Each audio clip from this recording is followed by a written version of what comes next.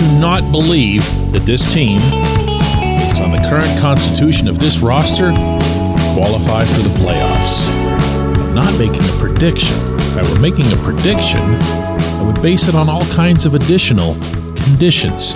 Allow me to explain, please. Good morning to you. Good Monday morning. I'm Dejan Kovacevic of DK Pittsburgh Sports. This is Daily Shot of Pirates. It comes your way bright and early every weekday if you're into football and or hockey. I also offer daily shots of Steelers and Penguins in the same place that you found this. One of the first people that I approached upon my visit to Bradenton, Florida last week was Henry Davis, and that wasn't an accident. If there's anyone I wanted to hear say, yes, there's something new. Yes, I've been working on this. Yes, I'm going to be trying a different, plan of attack at the plate. It was going to be him. It was going to be the number one overall pick.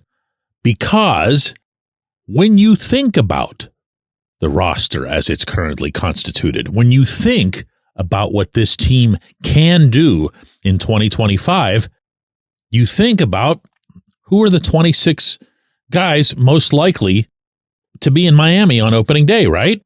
Only reasonable. And when you're looking at the catching position, you're acknowledging, as you should, that Joey Bart is the starter. And you recognize that, at least in the moment, there's not one, there's not two, there's three players seen as having a shot at backing him up.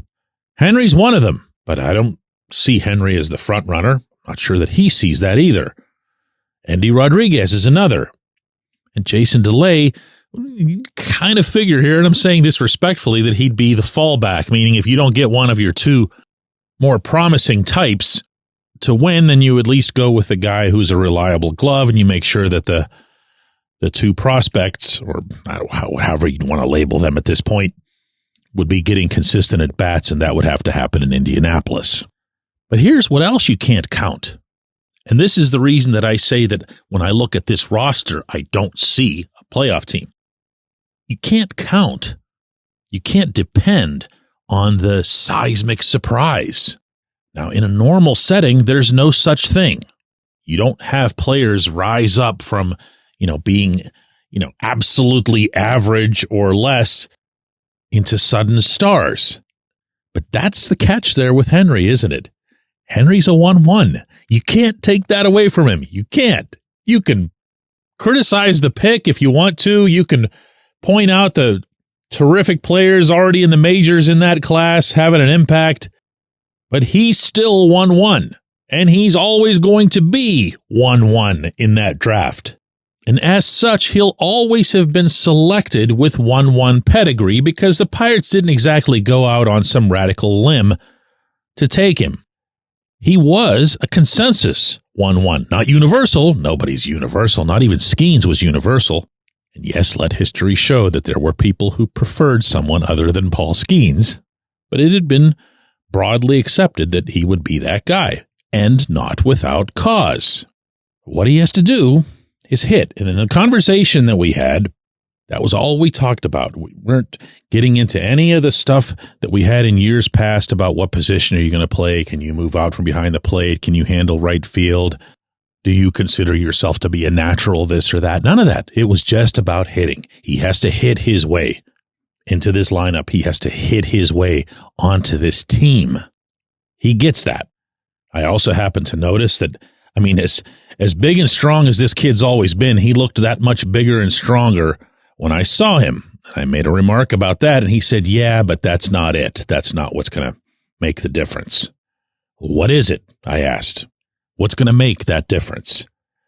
And he replied, I need to see the ball. I need to be able to recognize the pitches. I need to be able to see those pitches, and I need to be able to swing at the right ones. So, over this weekend, the Pirates opened Grapefruit League play, a couple of games, one in Sarasota against the Orioles, one in Bradenton against the Twins. And Henry had his first 4 plate appearances of the spring.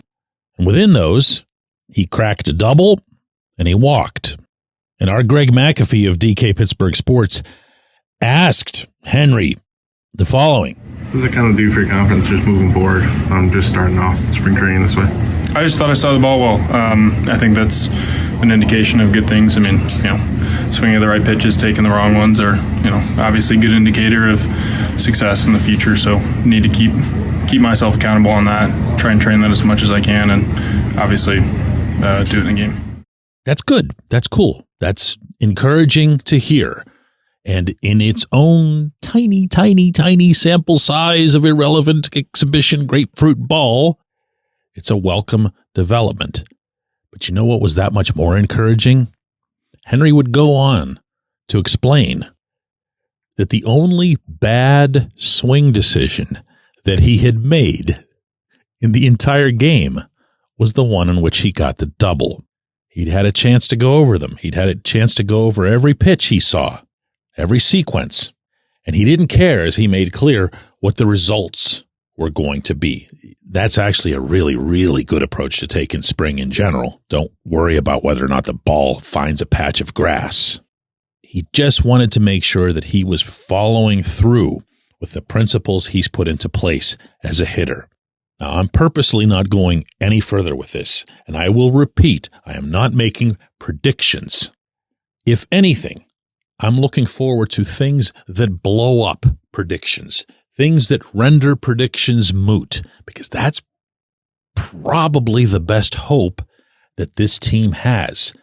There are players, young players, or prospects, or like Henry and Endy, guys who are kind of in between, who have real ceilings, and their emergence is something nobody should feel comfortable attaching to any prediction. When we come back, J1Q. It's Gun Storage Check Week. Help prevent unwanted access to your firearms. No one wants their unsecured gun to be used in an accident, a suicide, or a crime. Use lockboxes, safes, and locks to secure your firearms. Learn more at gunstoragechek.org. That's gunstoragechek.org. Brought to you by NSSF, the Firearm Industry Trade Association.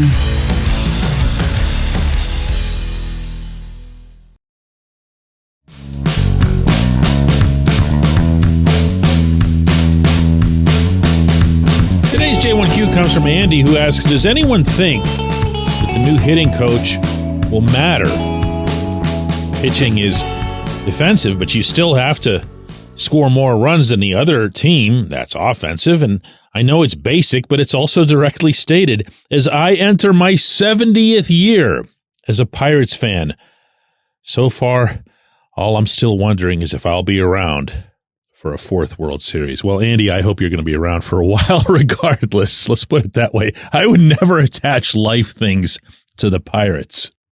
I'm going to answer this by, in part, connecting it to what the opening segment was about, and that's there is a new hitting coach in Matt Hague. Now, yes, he was hired by the same general manager who very much has his own philosophies on hitting, or, as I like to refer to it, not hitting at all, meaning not even attempting to hit, meaning keep the bat on the shoulder and watch pitches go by if they aren't absolutely pristine. Oh, and also never, ever, ever, ever, ever adjust to any sort of actual baseball situation. Don't alter the approach when a 2-strike count or with men on base or the score. Wait for your pristine pitch and either hit it over the wall or strike out.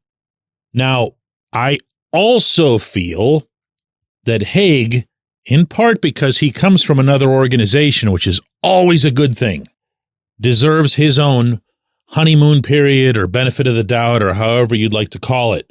And as such, I feel like there are a couple of reasonable ways to determine, A, if Hague really is going to be allowed to be his own guy, and B, whether or not he's succeeding. When it comes to A, that's kind of easy. When the real games start, not in spring training, when the real games start, if you still see everybody and his cousin striking out looking, you'll know nothing has changed. B is obviously going to be a little more complex, but how do I say this? I'd like to be able to judge Hague by the players that he should be entrusted to improve the most. It's like this. If the offense as a whole were to improve in 2025, and I'm not seeing that at all, not statistically, not projectionally, not anything, but let's say it does. And it's largely because, Brian Hayes is healthy, or you have O'Neal Cruz entering a full year where he doesn't have to worry about that ankle anymore, a full year of Joey Bart. If it's things like that, then that's not really a hitting coach thing. But if the hitting coach says, hey, Mr. 1-1, I've got you figured out. This was your problem last year. These weird uppercuts that they had you taken near the end of the season, I have no idea what that was all about. But we're going to stop that because the uppercuts and the angles on that, you were just swinging right through the ball. Also, I am going to make you a smarter, more selective hitter, but not to an obsessive point. I don't need you walking anywhere near as much as I need you hitting those 7 home runs that you did a couple of years ago in limited time. If there is an example like that, a prominent and relevant example, an upgrade that is brought about by the simple changing of a positional coach, that, my friend, is when you know you have something. I appreciate the question. I appreciate everyone listening to Daily Shot of Pirates. We'll be back with another one of these tomorrow.